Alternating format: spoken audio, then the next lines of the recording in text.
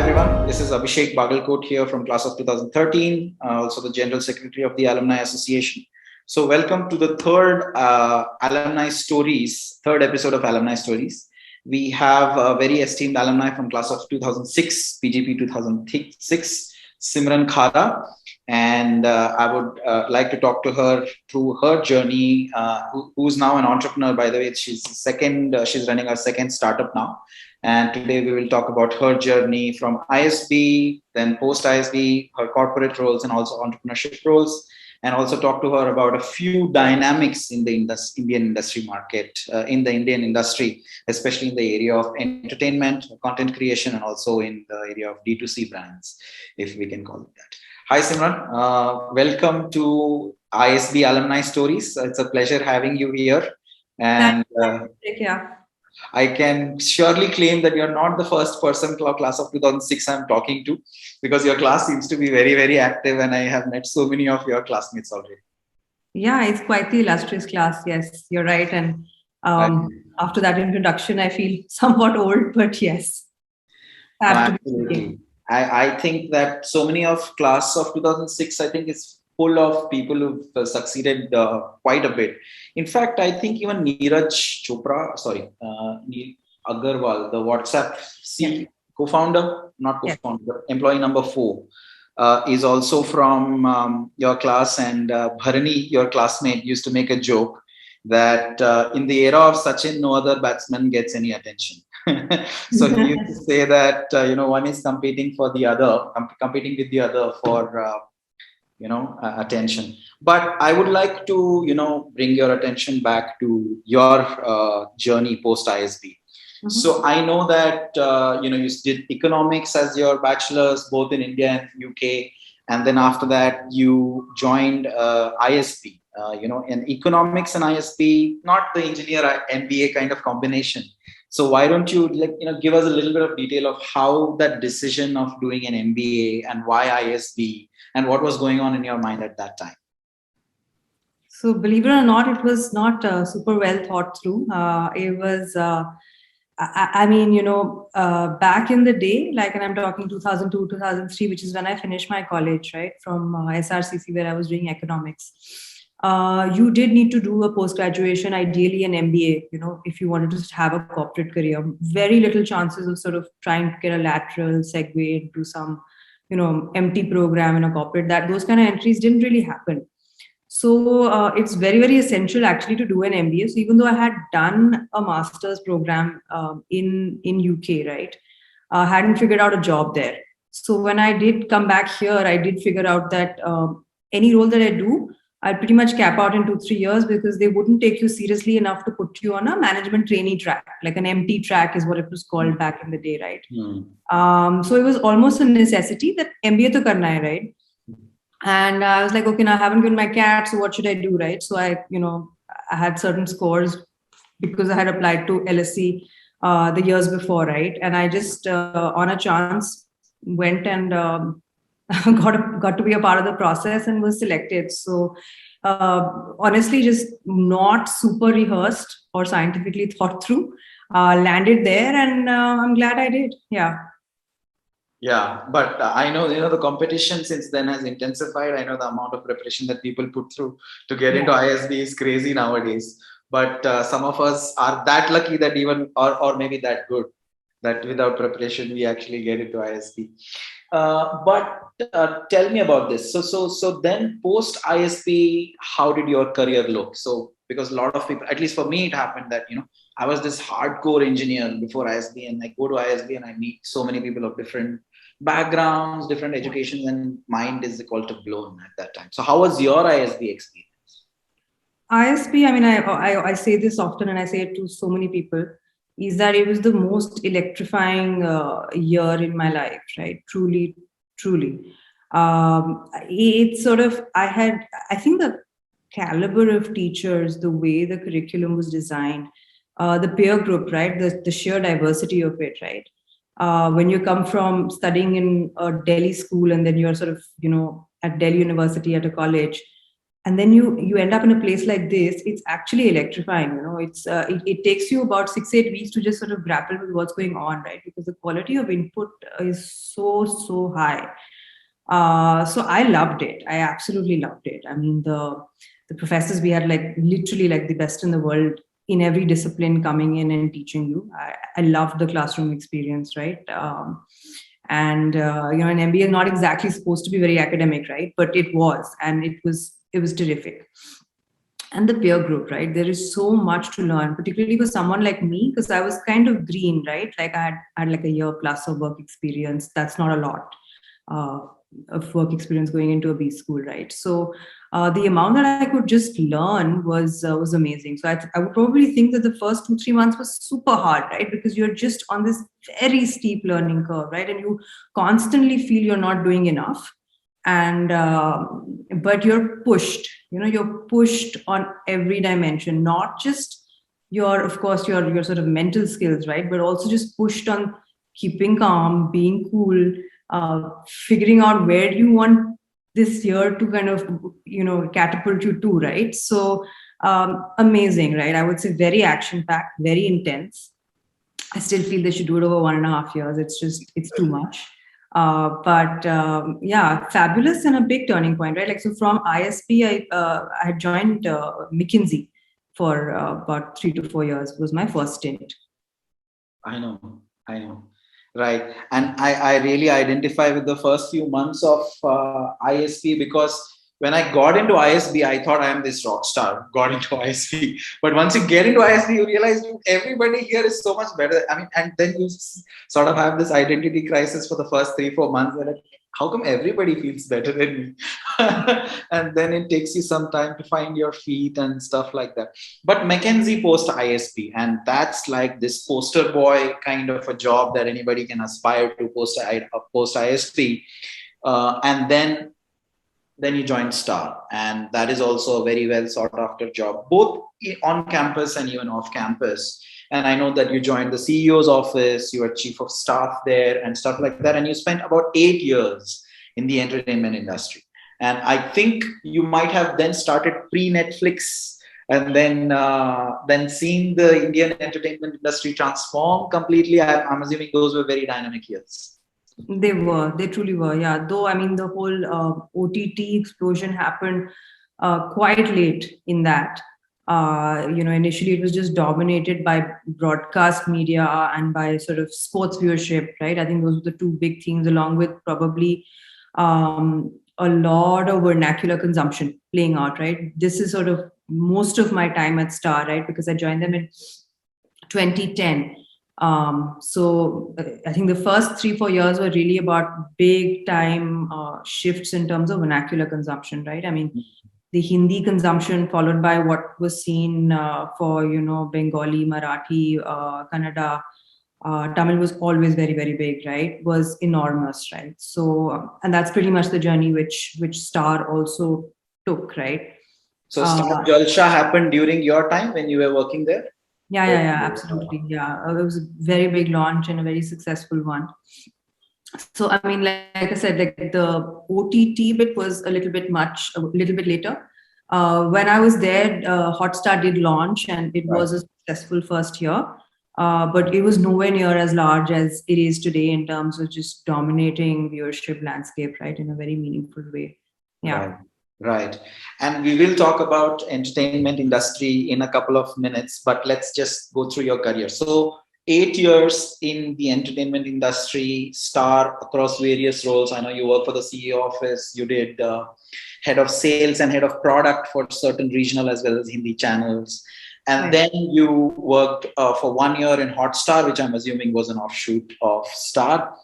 And then from there, you moved from corporate to more or less, you can say, startups, right? Where you became the CEO of Juggernaut Books. So from a very large organization, I'm assuming, to not such a large organization. So this is, I'm quite curious, like what made you make that switch, and what was your thought process in that, and how did that switch happen? Yeah, I mean, I'd spent a good solid chunk of time at Star. It was a good time for me to evaluate. I think every time you have a big personal moment in your life, it's always a good time to evaluate everything else around, right? Because you've been bold enough to make one change, you can look at more changes. Right. And for me, that was the birth of my daughter, right? So she was born in Feb 2016. And I was keen post my maternity break, and Star is a great one, right? They give you like a nice 6 months off, and they give you a nice 6 months flexi. I was keen to kind of look at where is this going, right? And I did feel that my learning had petered out. You can never time it perfectly, but I felt that broadcast my life within broadcast media, learning about sort of the Indian media consumer, figuring out how to monetize it. Not much would come out of this. More would, of course, you would always gain more experience and more portfolio and more responsibility. Right. But I felt there was a lot of action going on in other sort of skills and other areas, right? And where I wasn't going to be able to compete if I didn't kind of sort of dip my toes, right? So I think it was important for me to build a digital toolkit. And it could have been done in a corporate, frankly. It could have been done in a startup. I didn't seek a startup, neither did I seek a corporate, right? I just sort of went ahead and spoke to people, figured out what the roles are. And given everything else in life, Delhi is where my location was. So I looked at a bunch of startups in that space, and I felt that Juggernaut Books, being in the digital media space, wanting to change how, Indians read, it was a mission that resonated with me, right? I met with their founder, Chiki Sarkar. We sort of hit it off. It was a great relationship. So I thought that this would be a good place for me to spend time. And I think uniquely what happens is that sometimes, you're a founder, but there's a founder and then you're coming in as CEO, but there's so much of it which is off your plate. I think Juggernaut was unique in that sense, right? Because the founder here, Chiki, is a seasoned industry veteran, right? She's a publisher. So she knows everything about the creative world where books are concerned. So, and she knows nothing about business. So it was very nice because, we could complement each other in that sense, and felt like a good role to sort of dip my toes in, get an understanding of the digital sort of ecosystem, right? And thought I would do this and didn't overthink it beyond that and just joined them. Yeah. Wow. Okay, that's one of the life skills I need to learn from you, not overthinking. But tell me this. So Juggernaut was about introducing the Indian reader to high quality content. And Juggernaut was also about publishing high quality content for that Indian reader. And so why don't you speak a little bit about what Juggernaut was about and what was the business or is about today, even today? Yeah, very much thriving at the moment as well. So is about Juggernaut. The mission really is to tell great Indian stories, right? And the Indian stories obviously first resonate with the people who are in India, but they may resonate with people outside as well, right? The idea is, stories should be platform agnostic, right? So there should be people should have access, right? Whether it is reading a physical book, whether it's reading an ebook, whether they want to pick up a copy from Kindle, there should be options to actually read, anywhere, right? In any format, and really sort of bringing great Indian content to the digital millennial sort of user, right? Who's a little bit different, right? Now, you and I may be happy reading 350 pages, 400 pages. There may be somebody else who's now more used to a 40, 50 page of sort of content, right? Or your genre preferences have frankly, changed, right? It's interesting that you bring this up, about how class of 2006 is dominating some of this stuff, right? Like there's a Ankur Warikoo from class of 2006 who's my batchmate, right? And Juggernaut's recently published him just 4 weeks back. And his book is this the Do Epic Shit video book? Yes. Oh wow, so that's by Juggernaut. Okay, yes. Wow. Okay, I didn't know that. That's fantastic. That's to me, it's the biggest example, and I keep internalizing it, is that, there is a new kind of reader out there. And I feel Indian publishers don't do justice to that reader's preferences, And Ankur Warikoo is a perfect example, right? Because he connects and taps to a different audience. I bet you the people who are reading him are probably new readers. They're not necessarily old readers like who've read 10 books already, in the last 12 months. Right. So I think, for a long time, the stories we're telling, the formats we're telling them in, the length, the genre, the tonality, it's all for a much older audience, and the audience has really changed, right? And look at the way we're snacking on content today, very, very different from, what we did like 15 years ago. So you have to change your language and grammar of storytelling. And I think that, Juggernaut, we tried and do that, right? We continue to try to do that with picking up relevant topics, surfacing new authors, trying new formats, and so on. Right. And Ankur is a very nice example, right? Because he's a guy who reinvented himself, right? And he probably keeps doing it again and again. Like post ISB, he was doing a startup. I think he was doing something called Wariku Media, but I don't think Nearby was his first startup after ISB. No, it was not. Yeah. Then he did Nearby, and then he now he kind of exited Nearby, and now he's doing he's like a motivator slash social media person, plus also he's an author and stuff like that. So really, really nice. And I think that's something common between all the alumni who've graduated maybe 2008 or before that. People have spent about 10 years in the industry. I've seen them reinvent themselves. Like, again, yourself, who've worked in 8 years in corporate. I think it's, you're right. I mean, I think what happens is that in about 10 years of work, what gives you joy, what gives you energy, right? And if you can find some intersection of that with what gives you money, I think it's deeply fulfilling, right? And then you kind of push harder on that, right? And I think it's interesting to say that, because I think that's the time when you kind of a little bit more ready to take some risks. Right. One, of course, you can do it straight out of college, right? Which some people do. Those people then don't need to go to B school. But then the ones who do still try and regiment their lives a little bit by getting themselves an MBA, etc.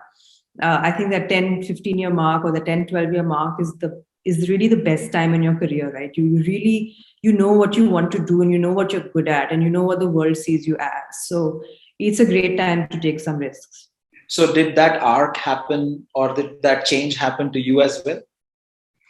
No, absolutely. So, I mean, I think post-Star, I was very clear that I've operated, in McKinsey at this sort of 40,000 feet level, right? Because that's the design of the firm and the way they operate.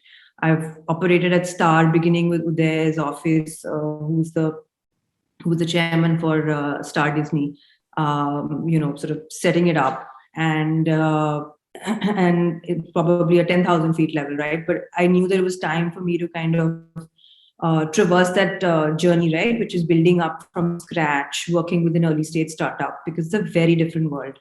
And I feel somewhere I've always enjoyed operational roles, right? So in any pick, I would always go for the more operational choice than not, right? So I think it was a long time coming. And I think now, to be honest, it's just such a good time to be an entrepreneur, right? The amount of support you get from the ecosystem, whether it's thought, whether it's capital, whether it's sort of processes, or, other firms which are, operating in the space economy or helping you around. There's so much help available, right? So, now I think it's probably the best time ever to be an entrepreneur.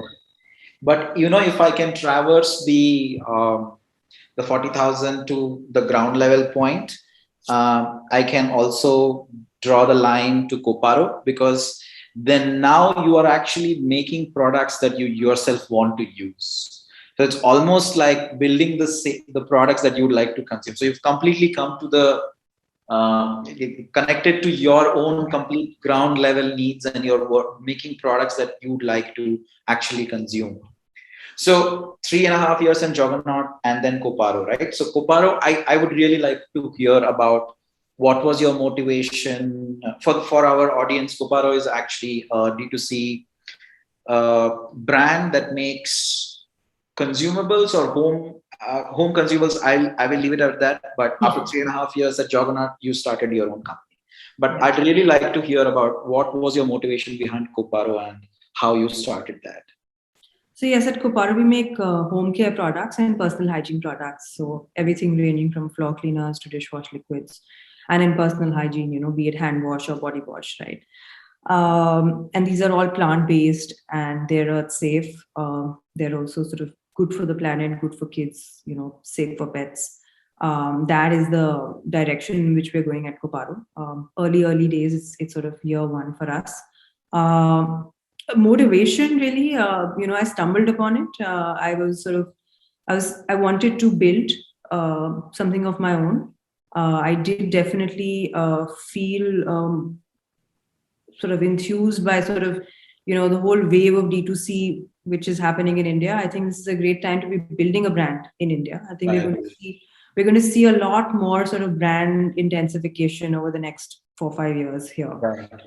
And it's going to happen across categories. I think beauty, it's already playing out. In food, we're seeing obviously big strides. You're seeing it in beverages, you're seeing it in alcohol. So I pretty much just sort of looked at sectors. I think what was important to me was that I felt ready to build a D2C brand. Didn't know in necessarily which category to do it in. And therefore, that was really the only sort of process that I undertook, where I said, okay, what's big? What could lend itself to scale? And what is perhaps, there's still a story to be told, Right. So I feel some of these sectors were very, very crowded. And I didn't know if I had anything distinctive to say. But here I felt that this is a space where it's fundamentally a very large category, right? Because we're just a very large country, and cleaning also has a lot of repeatability, and it's kind of got good tailwinds, right? Where I think hygiene and hygiene intensification is happening at a per capita level, right? Everybody is sort of cleaning more, using more products, using more ml per product, etc. So all of that is, sort of good. It's big. And I did feel that there was an opportunity over here where it would premiumize, right? It's the same consumer, right, who's ingredient aware. It's the same consumer who wants to buy without SLS and without paraben, and who wants to buy that organic dal for themselves, right? So it's unlikely that this consumer will be completely blind to all the chemicals in their home cleaning products, right? So it's the same guy, right? If you're able to offer a good value proposition and make the economics work, then why not, right? That market would be ready. So really, just doubled on home care and launched my first set of 4 products last year, and have been building since. Yeah, I know. And you've also, by the way, already had success in terms of raising your seed fund. I think almost $1 million, just touching $1 million. Congratulations on that. And so, but I also, so was COVID some sort of a role? Did it play a role in your choosing your products or making a D2C brand or going into cleanliness? Because of was that also an influencer? Actually, I did do my groundwork and a lot of the sort of product prototyping before COVID. In fact, COVID was a little bit of a dampener in the sense that it delayed everything for me for 6 months. Right. But it did a few other useful things. Just, obviously there has been a huge shift to online purchases in this category, which didn't necessarily exist earlier. Also, it's a good opportunity for people to consider new brands, right? Every time there is a big moment in your life, you consider a new brand. And therefore, it's been good for new brands in that sense, right? You have an opportunity to get considered. Then, of course, the best product and the best price point win, right? But you have an opportunity to get considered. And I think in that sense, net positive, I would say. But yeah, it did delay our launches. Yeah. Understood. But okay, so you spoke about 2 things, right? So one is you spoke about before. I would like to touch upon how D2C is going to explode, and more we are going to have more and more diversification in the type of products we consume. But before we get into that, Koparo as a brand itself, you spoke about plant-based hygiene products and cleaning products. So tell me a little bit about why plant-based, and do you think the consumer segment who is going to look for this kind of product is going to grow? What are the movers? What are the levers that will move this segment, and how will this segment grow? What are your ideas and thoughts about it? Sure. I mean, look, plant-based because it's safer, right? So if you look at the core of a cleaning product, right, the core of a cleaning product is something called a surfactant, right, which that's the stuff which causes agitation, it causes foam, it helps you clean. And therefore, there's a wide variety of options that you can use for this, right? You can go from the most synthetic and fairly toxic to what is sort of very, very natural and mild. So it's very important to balance out what I would say is efficacy. So your cleaner must clean. If your cleaner doesn't clean, there's no excuse, right? You can be plant-based, but it doesn't matter. So I think we really picked the mildest possible surfactants, which were natural enough, right? To be able to give a superior clean, but without necessarily harming your skin or necessarily harming your sort of the environment and sort of being not very good for children. So plant-based really comes from that, right? It's about choosing ingredients that are safer and as effective, right? I think that's I don't think we ever say zero chemicals, right? Because even your plant-based surfactant is a chemical at the end of the day, right? It's a safer chemical. Right. It's important to choose a good balance between efficacy and I think for the longest time, right, the largest MNCs and the FMCGs of the world have gotten away with taking their products to the lowest common denominator, right? So you've taken your products, because you're solving for mass distribution, right? You have to solve for a price point, and therefore you reverse engineer for a margin, right? And the only place it ever comes out, because plastic never gets cheaper, right? The packaging never gets cheaper, but your formulation just gets worse and worse and worse, right? So frankly, formulations over the last 10 years have changed. It's not like they haven't evolved, right? But they've just become worse. I just felt that there's something wrong with that, right? I mean, we're cleaning more than ever before, and we care about a lot, right? We care, as consumers are coming of age, they're asking a lot of questions about, what's in this product? Why didn't you put this on the label, right? Why does this look green? But somehow here's one basket which is purchased month on month on month, right? And we're not asking the right questions of it. So I just felt that here's an opportunity to create supply of something more quality, which also works, right? So right. I think, yeah. And do you think these D2C brands specifically who are in the market because they want to deliver a better product, right? Do you think they also should invest in educating their customers about what this product is and therefore then grow this segment? Or what do you think their role should be along with selling this?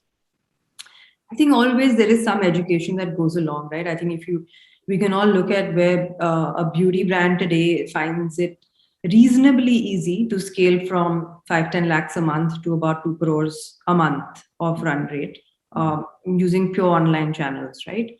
Of course, these are successful brands. There are enough brands which don't even come to any end of the spectrum, right? But obviously for home care, it's a slower journey, right? But beauty wasn't here 4 years ago, right? So I think it's important to have a little bit of patience because it's not a linear answer.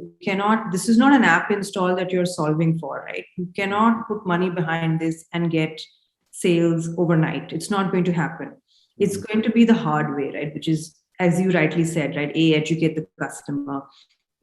B, be present where he or she is shopping, right? C, drive repeats, right? Because ultimately that's the power of compounding, right? You will get a set of customers here. This is a beautiful product for repeat, because if you like it, there's no reason why you'll switch out of this dishwash liquid and get a more toxic one. Right. And then you continuously solve for that, right? Everything else is secondary, right? Frankly, your packaging is secondary. Your sort of communication, of course, is very important. But what I mean to say is that this is the real stuff. This is the holy grail, right? If your customers like you, they will repeat. If they repeat, they will come back to you next week. You will then build from a larger base. And there's no easy answer on this. I just feel that it is going to take some time. But I would say this is where beauty was 4 years ago, right? Clean beauty was 4 years ago. Yeah. Right. And also the opportunity for people who care about a certain segment and address it with good quality products that do justice to that category in a way that they would like to do. the possibility of you benefiting from scale of e-commerce and logistics that has now come in. That makes a lot more possibility for D2C, lot more options for D2C brands to survive and thrive and stuff like that. And I think I recently saw, I think Mama Earth just now became $1 billion company recently. Yeah. And what do you think about this? Like, do you think that's a good thing, bad thing, a lot of competition for Koparo, or how do you foresee this? No, I think it's fantastic. It's for reasons like this that entrepreneurs like me have jumped into this, right? It's for, you see the opportunity, you see that someone else has done it, you see, the path that they've sort of shown you, right? So I think more power, right, to these brands and many more, right? I mean, we're a very large country, right, with very few brands. Correct. So, I would cheer all of this, along. So you believe that we are a very large company with very few brands? We are, yeah. Okay, interesting. I never thought about it that way. Cool. So I know that we spoke about, so now we spoke about your current journey in Koparo. Before I move on to some other topic, I want you to kind of retrace post your ISB journey, now that you've spent many years in corporate, and then also, let me not call it a corporate, but kind of a startup, but also not, but then again your own startup. So if you retrace, how have your relationships with your classmates and with the ISB alumni have been over the past few years? And do you think they continue to support you in a way? Are there few, cheerleaders that are still surrounding you? By the way, Bhaskar Medhi, who is a common friend, I told him before this interview that I'm going to meet you. And then he's like, Simran is a rock star and you're quite lucky to have this conversation. And I completely agree with him. So I would like to hear from you about how your relationships with your classmates and stuff or other alumni have been. Yeah, I think, the ISB community in general, I think even across batches, right? And then I'm going to spend some time on my particular batch, right? Is very, very helpful, right? So I think, particularly in the last 1.5 years, when we've all had like this major sort of pandemic and crisis play out, I have seen the part of the community, and I have also seen the generosity and the heart of the community. There's a lot of people who can write a lot of checks, right? But I think the sheer generosity where people have risen, wanted to help, despite their own pain, it's amazing, right? So I think I'm very, very proud to be a part of the ISB community, because I think, honestly, beyond the sort of narrow walls of saying, network and, oh, this person will give me a LinkedIn reference and that guy will, help me out with this interview. I think they've kind of shown that they're much more than that, right? Much deeper family. So very, very humbling to be a part of such an amazing community, right? So so firstly, I just want to put that out there, right? It's not just the class, right? I think overall, very, very impressive. Definitely a community which gives back with heart. And regarding my own class, I mean, I have one of my angel investors is from the class, Rohit Kapoor, who's the CEO of Oyo, right? And frankly, all of my investor connects were done also by Neeraj, who's also on the class. So just as we speak, right, and of course, that, like I said, that's a very narrow definition of how they can be helpful. But you can see that the impact is very, very large, right? So I feel pretty comfortable, calling up somebody to ask for help, whether it was personal help or it would be professional help, right? So I think fairly deep relationships, particularly impressive because, we didn't spend the 2 years and all together, right? We pretty much spent the year together, and you know how that quickly that year goes, right? Yeah. But most of us have managed to sort of stay in touch. Most of us have managed to have our 4 or 5 sort of strongish people within the 300-400 that we were. We were a batch of about 347. So and now it's 990, just in case. Yeah, I believe so. Yeah. Right. Yeah. So it's tripled in 15 years. That's not bad. That's better than most investments, or that's equivalent of most investments. Right. So understood, and that's very nice to hear, and I also resonate with that, because there are times when I have had friends or people whom I needed help, and they were not even my classmates, and I would just call them up and be like, hey, this is Abhishek Bagalkot from class of 13, I need your help in this topic, and they'd be like, I'm very happy to help. Bhaskar, by the way, your classmate, was somebody who helped me conceptualize my outbound sales process 2.5 years ago. And he just did it out of his goodness of his heart. No introduction. Just looked him up in LinkedIn and said, hey, this is Abhishek, and I require your help. And he spent at least 3 to 4 hours with me. And everything he told me came true. Huh? It really helped me in building my outbound sales process. Great. So then in that case, so one last question I'd like to ask about Koparo. If more alumni would like to know more about your organization, they would want to buy your products, and they would like to find out more, how do they go about that? If you could just tell us a little bit about it. Yes, of course. That would be lovely. And we're live on koparoclean.com. So buy away. And of course, I'm available and I'm reasonably responsive on LinkedIn. So if anybody else had a different sort of, conversation to have, very happy to have it around Koparo or ISB or anything else that I could. Great. We will ensure that we leave a link to your website in the description of this video when we publish it. Awesome. I have one bonus question, by the way. The reason I am so curious about this is because you've spent a significant amount of time in the Indian entertainment industry, and now I see Indian entertainment exploding. Ankur is now a content creator, a very large content creator, and content creators like him did not exist maybe 3 years ago or 4 years ago. So independent content creation is exploding like crazy. Their revenue models are very unique compared to, let's say, traditional media and stuff like that. So where do you see this going? Where do you think? And even they are growing. The revenue models are growing so fast that even companies like YouTube that are digital fully are not able to keep pace. Like there is Patreon, and there is I think locals.org that also supports you to raise money from your followers and stuff like that. So how do you see this happening? How do you see this growing in the future? Yeah, I think fundamentally, really, what's really playing out is that earlier we had mass media, right? So whether it was print or it was TV, right? But it was all mass, right? It was all broadcast, right? There was nothing unique for you and me, right? And multiplexes helped to some extent, right? So you had there was a movie which you could, we would come out and say, oh, ye to multiplex picture hai, this is not for the masses, right? And the idea was that this basically will cater to the Delhi Bombay crowd, right? Yeah.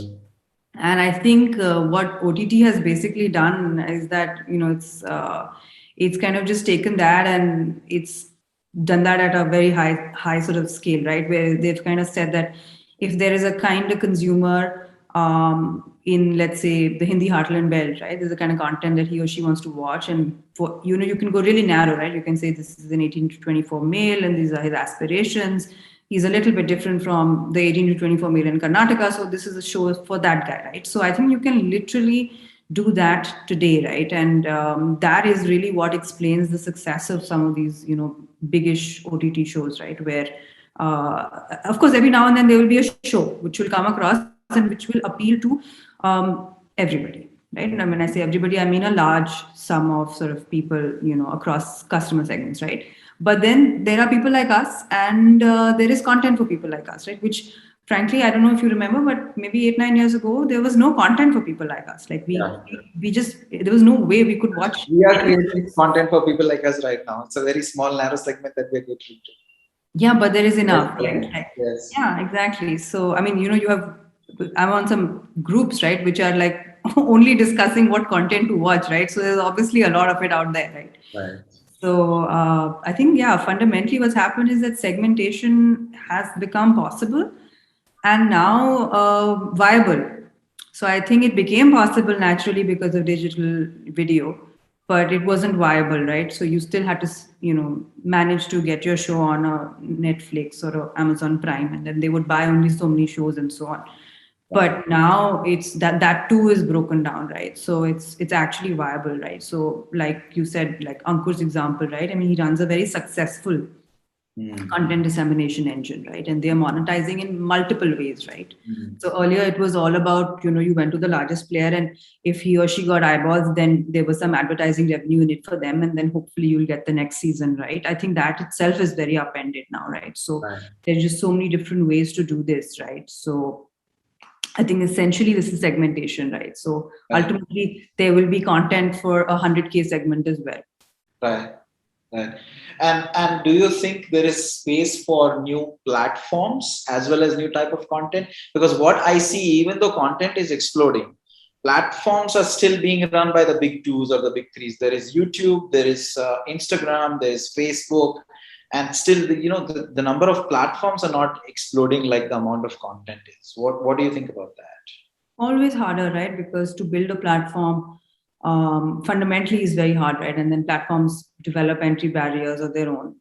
But the biggest example that I have is TikTok, right? So didn't come from either of the big E's, right? I mean, of course, it has to be banned at the moment, but the reality is that if there is a content format which is unique, you are catering to a segment which is underserved, you will be successful. Of course, those examples are very few. So, it's not like every year you're going to stumble upon a new platform in India. Right. That's not going to happen. Right.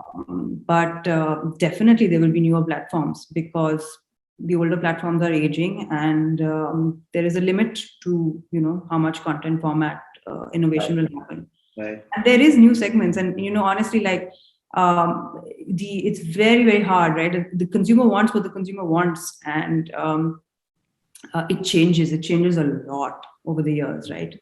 So just keeping pace with that is it's not possible. So you will have newer breakaway successes, but very few, obviously, right? Because it's a different trend. It's not a trend. It's a very expensive trend, right? It requires a lot of capital, and it requires you to really tap into that uniqueness, right? That's the only way your platform succeeds. Right. Understood. Cool. All right, Simran. So that brings us to the end of this discussion. It was very nice talking to you. Thank you so much for spending time with ISB Alumni Stories, Simran. It was a pleasure talking to you. I intend to continue to know more of people from your class, 2006. And when I meet them, I'll tell them that I know Simran from your class. So thank you so much, and all the very best with your current venture, and all the very best for the future. Thanks so much. It was really fun, and time really went fast. So delightful to be chatting, and good luck for your venture. Thank you. And be safe.